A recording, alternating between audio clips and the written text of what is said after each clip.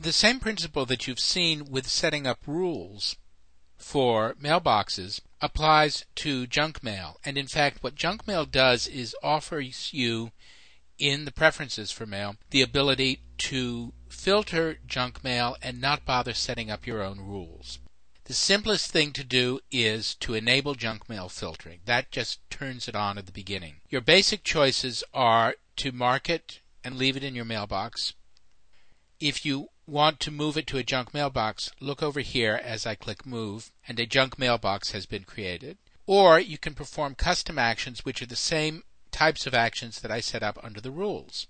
Here are some of the exceptions you might want to make for consideration as junk mail. If the sender of the message is in your address book, that means it's presumably someone that you know, because it's in your address book, then let the junk mail through, or the potential junk mail through, because someone you know apparently sent it. Now, there are problems where, particularly on Windows computers, where a little thing called a bot winds up being installed on the computer and it is sending out mail from your friend's account. Also, where there are unsecured outgoing mail servers, the outgoing mail server does not always validate the identity of the senders, so email is sent out under the names of people who have nothing whatsoever to do with it. This is very, very common. It's becoming less so as outgoing mail servers across the web are being secured, but the fact that the email address of someone is in your address book doesn't mean that they have actually sent the mail.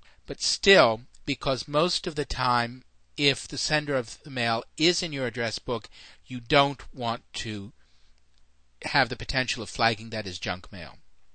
Also, if you have previous recipients, you've received mail from this person before, you may want to allow it through. And the last one here is using your full name in the email header.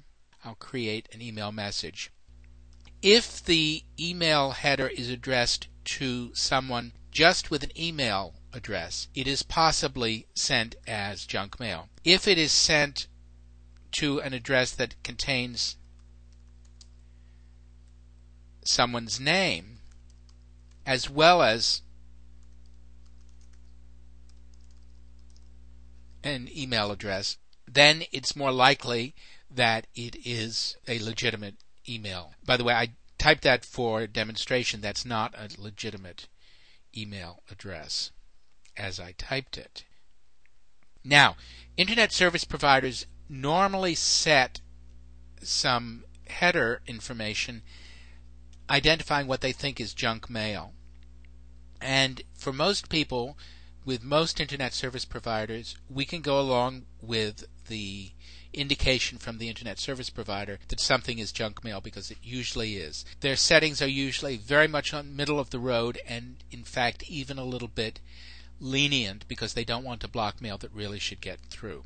And this is the setting that you really might want to think about, whether or not you filter junk mail before or after you apply your own rules. In general, what I do is I tend to apply my rules first and have the junk mail filter participate only at the end, because I have rules that will pick out particular senders, particular topics, and so forth. I'll pull those out because I know they're going to be legitimate, and then the rest of it will be filtered through junk mail. It's a very powerful filter, and I've often said in other contexts that in this day and age, if you are getting a significant amount of junk email or spam, it's probably your own fault, because everyone, on Windows or Mac, everyone has filtering software of this nature, and your Internet service provider should be filtering.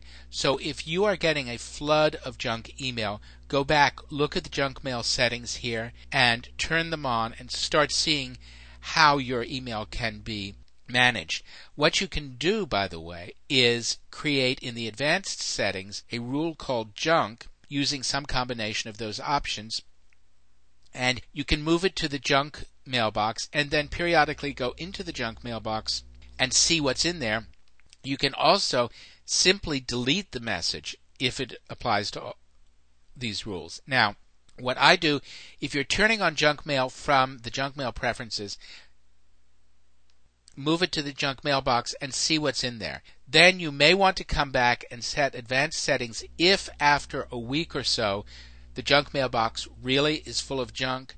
Then you can go right ahead and say delete it. I don't even want to see it. I don't want to review it.